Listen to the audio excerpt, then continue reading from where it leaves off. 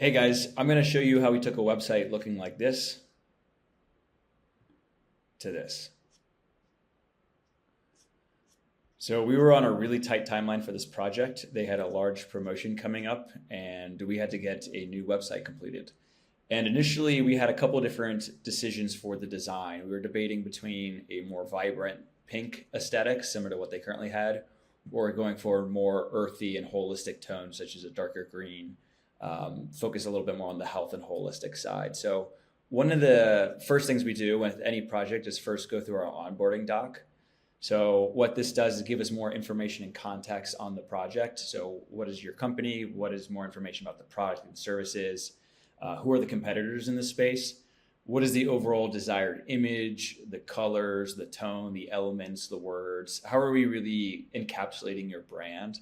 So many times I see companies gloss over this piece, but it's really important to really capture that core essence of who are we speaking to? What is our audience? What does success look like? How do we define that? And then working backward. So this onboarding doc is really critical for us setting the overall strategy and approach.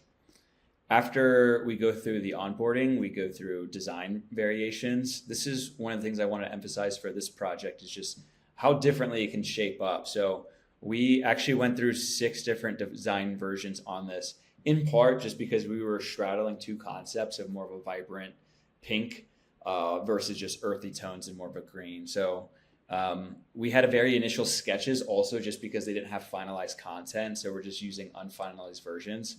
But you can see how like a very rough draft can start out and then a little bit further along, we get something like this. You can see kind of key elements, how they get essentially carried over, and also just looking at for the different types of product.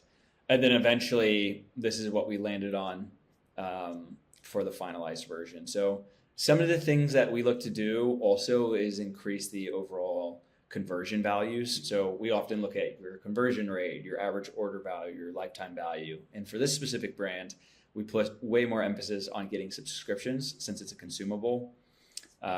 You'll also notice that on their product pages, just how bare bones, I hope this reverted to live. Pull this up again.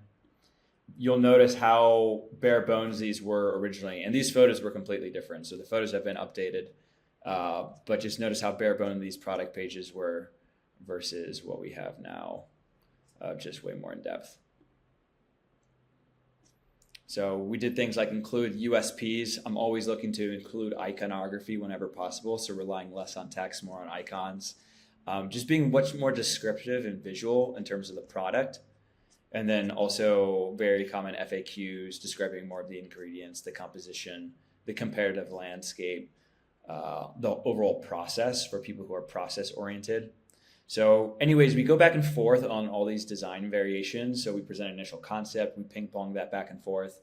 And then eventually what we do is develop the theme and then test it on all different device types and browsers and publish. So that's a little bit about our process. We'd love to help out if we can be of service. Feel free to reach out with any questions. Thanks.